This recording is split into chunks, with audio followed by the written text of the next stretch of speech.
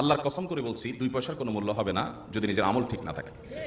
ভাইরা আমার, আমরা দুনিয়া থেকে চলে যাওয়ার পরে আমাদের আমলটা থাকবে। মানুষ বলবে ওই লোকটা, ওই দোকানদারটা মিথ্যা কথা বলতো না, সত্য কথা বলতো, এই জন্য বেচারা কিচ্ছু করতে পারে নাই, এই জন্য সে দোকানের সংখ্যা বাড়াইতে পারে নাই, লসে জীবনটা চলে গেছে তার, কিন্তু তারপর সে সততার উপরে ছিল। এটাই হলো মানুষের জীবনে বড় অর্জন। চেষ্টা করবো তো ইনশাআল্লাহ। আমরা আজকে যে আলোচনা করব খুব সংক্ষেপে কিছু কথা বলবো, এই কথাগুলো আমরা অন্তরে গেঁথে ফেলার চেষ্টা করবো ইনশাআল্লাহ। প্রতিদিন আমাদেরকে চেঞ্জ করতে হবে ভাই। প্রতিটা দিন যাচ্ছে আমরা কবরের দিকে এগিয়ে যাচ্ছি। একটা সন্ধ্যা পার হয়ে যাওয়া মানেই কবরের দিকে একটা কদম চলে যাওয়া। কার কবর কত কাছে আসে আমরা কেউ জানি। কারোর কবর হয়তো এই মজলিসে আসেন, হয়তো কালকেই তার কবর, কারোর হয়তো পরশু, কারোর হয়তো 6 মাস পর, কারোর হয়তো 1 বছর পর। কে কখন কবরে যাব আমরা জানি? কেউ জানি না। অতএব কবরে যাওয়ার জন্য, আরশের মালিকের সামনে দাঁড়ানোর জন্য প্রতি মুহূর্তে প্রস্তুত থাকবো। ঠিক আছে তো ইনশাআল্লাহ? অতএব জীবনকে পরিবর্তন করার জন্য মাহফিল থেকে কিছু নিয়ে যাওয়ার নিয়ত করি। বৃহস্পতিবার সন্ধ্যা থেকে শুক্রবার শুরু হয়ে যায়। আবার শুক্রবার দিন যে রাত যখন শুরু হয়, সূর্য যখন অস্ত হয় শুক্রবারের, তখন কি বার শুরু হয়? শনিবার শুরু হয়। অতএব আজকে বৃহস্পতিবার দিবাগত রাত চলছে, এর মানে এখন আমরা কোন দিনের মধ্যে আছি? শুক্রবারের মধ্যে আছি। সূর্য অস্ত যাওয়ার সঙ্গে সঙ্গে শুক্রবারের মধ্যে আছে।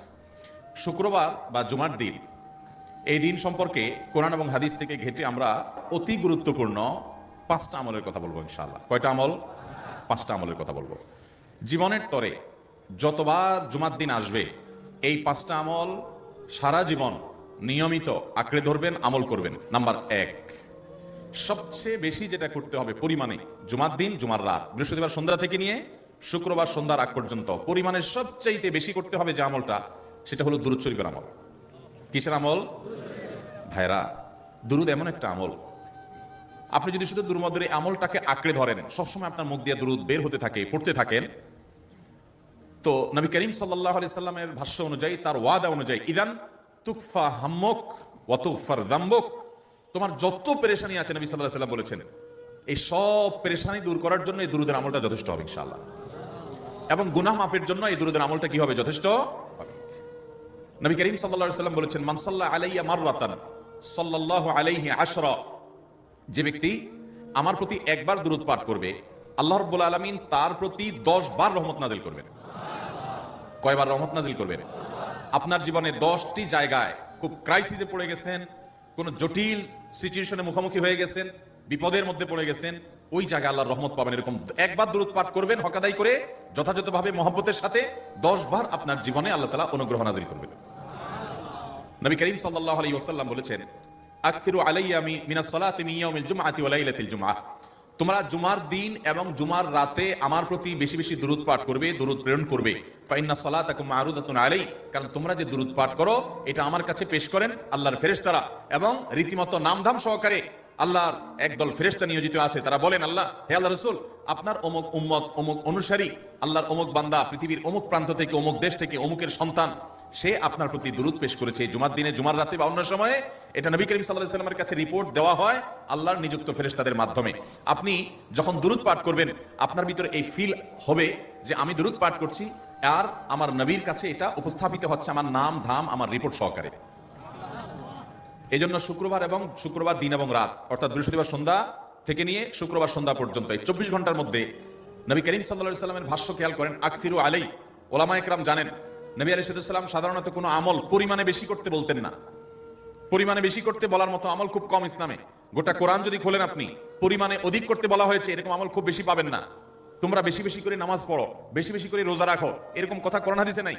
অবশ্যই একজন ইমানদার 5 ওয়াক্ত ফরজ নামাজের পাশাপাশি অধিক পরিমাণে নফল নামাজও পড়বেন, সেটা ভিন্ন কথা, কিন্তু কোরআনে বেশি পরিমাণে আল্লাহর জিকির করার কথা বলা হয়েছে। আর নবী করিম সাল্লাল্লাহু আলাইহি সাল্লাম বৃহস্পতিবার সন্ধ্যা শুরু হলে শুক্রবার সন্ধ্যার আগ পর্যন্ত বেশি পরিমাণে করতে বলেছেন যে কাজটা, সেটা হলো দুরূদ শরীফের আমল। অতএব ভাইরা আমার, বৃহস্পতিবার সন্ধ্যা থেকে নিয়ে শুক্রবার সন্ধ্যা পর্যন্ত, আপনি দোকানদার মানুষ, বৃহস্পতিবারে ব্যবসা করছেন, দোকানদারি করছেন, কোনো অসুবিধা নেই, আপনার অবসর সময়গুলোতে মুখ দিয়ে দুরূদ পড়তে থাকবেন। দুরূদের মধ্যে সবচেয়ে শ্রেষ্ঠ দুরূদ হলো নামাজে যেটা পড়েন, দুরূদ ইব্রাহিম। আল্লাহুম্মা সাল্লি আলা মুহাম্মাদ ওয়া আলা আলি মুহাম্মাদ কামা সাল্লাইতা আলা ইব্রাহিম ওয়া আলা আলি ইব্রাহিম ইন্নাকা হামিদুম, আল্লাহুম্মা বারিক আলা মুহাম্মাদ ওয়া আলা আলি মুহাম্মাদ কামা বারাকতা আলা ইব্রাহিম ওয়া আলা আলি ইব্রাহিম ইন্নাকা হামিদুম। তাহলে দুরূদের এই আমলটা, এটা করার জন্য আল্লাহ তাআলা এমন সহজ করে দিয়েছেন যে অজুর প্রয়োজন নাই। আপনার অজু নাই, তারপর আপনি দুরূদ পাঠ করতে পারবেন। এবং আপনি এই বড় দুরূদ পড়ার মতো সময় নাই, তো আপনি একবারে সবচেয়ে সংক্ষিপ্ত দুরূদ পড়েন সাল্লাল্লাহু আলাইহি ওয়াসাল্লাম, তাতেও দুরূদ পাঠের সওয়াব পাবেন। চেষ্টা করবো তো ইনশাআল্লাহ। শুক্রবার আসবে, দুরূদ বেশি বেশি করে পাঠ করব। আপনি দোকানে কাজ করেন, আপনার দোকানে আপনার সহকর্মী আরো কাজের লোক আছে, আপনি সবাইকে স্মরণ করাবার জন্য নিজে জোরে জোরে দুরূদ শরীফ পড়বেন এবং বলবেন যে শুক্রবার শুরু হয়ে গেছে, সবাই দুরূদ শরীফের আমল করো। আমলটা করবো তো ইনশাআল্লাহ।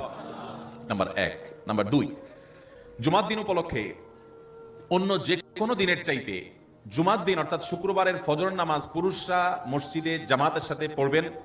জামাতের সাথে পড়ার নিয়ত করবেন পাক্কা, কারণ অন্য যে কোনো দিনের ফজর নামাজ না, শুধুমাত্র যত নামাজ আছে, নবী করিম সাল্লাল্লাহু আলাইহি ওয়াসাল্লাম বলেছেন আফদালুস সালাওয়াতে ইনদাল্লাহ, আল্লাহর কাছে দুনিয়ার সব নামাজের মধ্যে, 5 ওয়াক্ত সাধারণ নামাজগুলোর মধ্যে সবচেয়ে উত্তম নামাজ হলো সলাতুল ফজরে মাআল জামাআতে ইয়াউমাল জুমআহ।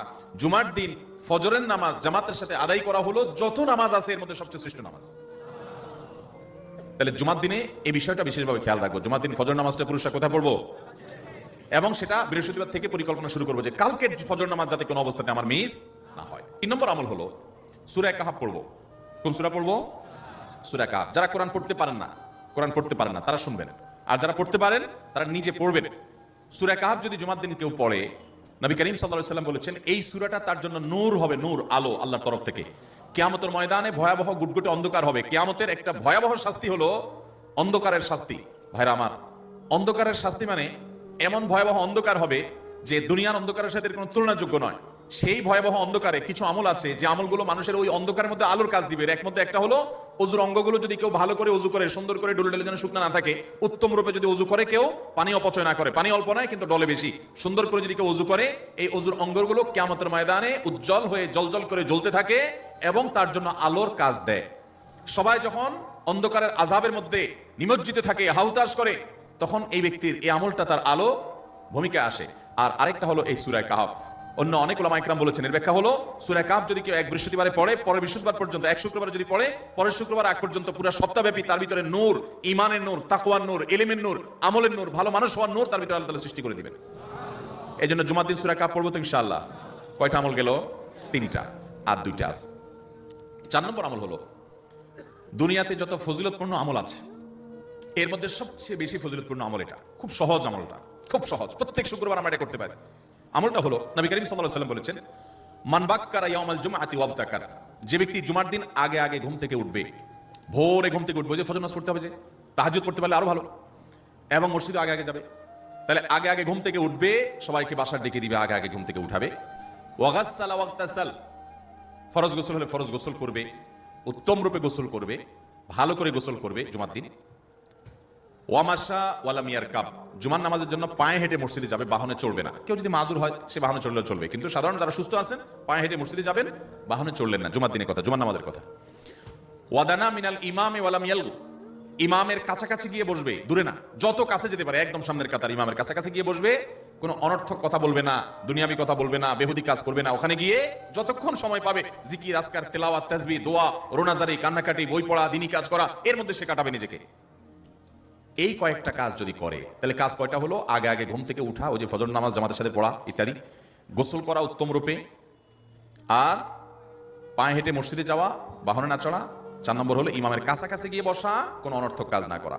এই 4টা কাজ যদি কেউ জুমার দিনে করে, নবী করিম সাল্লাল্লাহু আলাইহি ওয়াসাল্লাম বলেছেন ওই ব্যক্তি বাসা থেকে মসজিদ পর্যন্ত যে আসলো, যতগুলো পা ফেলবে, যতগুলো স্টেপ ফেলবে, যতগুলো কদম দিবে, প্রতিটা কদমের বিনিময়ে আল্লাহ রাব্বুল আলামিন তার অ্যাকাউন্টে, তার আমল নামাতে 1 বছর রাত জেগে, সারা রাত জেগে তাহাজ্জুদ নামাজ পড়লে, এবং 1 বছর সারাদিন, প্রত্যেকটা দিন পুরো বছর জুড়ে নফল রোজা রাখলে যে পরিমাণ সওয়াব পাইতো, 1 বছর নফল রোজা, 1 বছর রাতভর জেগে তাহাজ্জুদের নামাজ পড়ার সওয়াব মাত্র একটা কদম ফেলার বিনিময়ে দিবেন। তাহলে আপনার বাসা থেকে যদি মসজিদে আসতে 100টা কদম হয়, 100 বছরের নফল নামাজ, 100 বছরের নফল রোজা, আপনি এটার সওয়াব আপনার অ্যাকাউন্টে জুমার দিন মাত্র 4টা কাজ করার মাধ্যমে আপনি পেয়ে যাবেন। এবং এটি অনেক হাদিস বিশ্লেষকগণ বলেছেন, কোরআন হাদিসে বহু ফজিলতের কথাই বলা আছে। এত বিপুল পরিমাণে, এত অধিক পরিমাণে সওয়াবের কথা যে কারো বাসা থেকে অনেকের আছে যেতে 500 স্টেপ পড়বে। 500 স্টেপ পড়লে কতটুকু হয়? সামান্য একটু জায়গা যেতে 500 কদম হয়ে যায়। অনেকের বাসা থেকে যদি 500 কদম পড়ে, 300 কদম হয়, তো সে এই 500 বছর নফল নামাজ, নফল রোজা, রাত ভর দিন ভর করার সওয়াব, কন্টিনিউয়াসলি করার সওয়াব মাত্র এই মসজিদে গেল আসলো 4টা শর্ত পূরণ করে সেটা সওয়াবটা পেতে পারে। যদি সপ্তাহে 4 জমা হয় তাহলে 4 বার, 500 করে যদি হলো 2000 বছর, এভাবে তার আমল আমাদের সওয়াবের পাহাড় সে জমা করতে পারে শুক্রবারের ছোট্ট আমলটার মাধ্যমে। চেষ্টা করবো না ইনশাআল্লাহ। 5 নম্বর এবং সর্বশেষ আমল হলো জুমার দিনে একটা সময় আছে দোয়া কবুল হয়। দোয়া কবুলের যে সময়গুলো আছে এর ভিতরে অত্যন্ত ইম্পর্টেন্ট একটা সময় হলো জুমার দিন।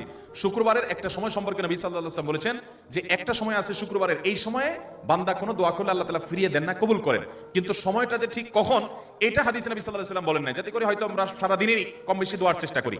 এই বিষয়ে মুহাদ্দিসগণ, হাদিস বিশ্লেষকগণ, পণ্ডিত ওলামায়ে কেরামগণ হাদিসের বিভিন্ন আকার ইঙ্গিতকে গবেষণা করে অ্যানালাইসিস করে এক একজন এক এক সময়ের কথা বলেছেন। তবে বেশিরভাগ ইমাম, বেশিরভাগ পণ্ডিত ওলামায়ে কেরাম, বেশিরভাগ আপনার ইসলামিক স্কলারগণের বক্তব্য হলো যে এই সময়টা হলো জুমার দিনের শেষ প্রহর, আসরের পর থেকে নিয়ে সূর্য ওঠার আগ পর্যন্ত এই সময়টা।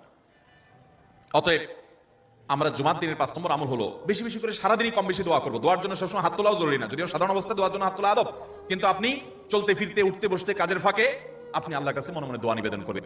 আমাদের আল্লাহর দিকে মনোনিবেশ করতে হবে দোয়ার জন্য বেশি বেশি। তাহলে শুক্রবারে 5 নম্বর আমল হলো বেশি বেশি কি করবো ইনশাআল্লাহ, দোয়া। বেশি বেশি দোয়া করবেন উঠতে বসতে চলতে ফিরতে। বিশেষভাবে সূর্য ডুবার আগের যে সময়টা শুক্রবার, অর্থাৎ দিনের শেষ সময়টা,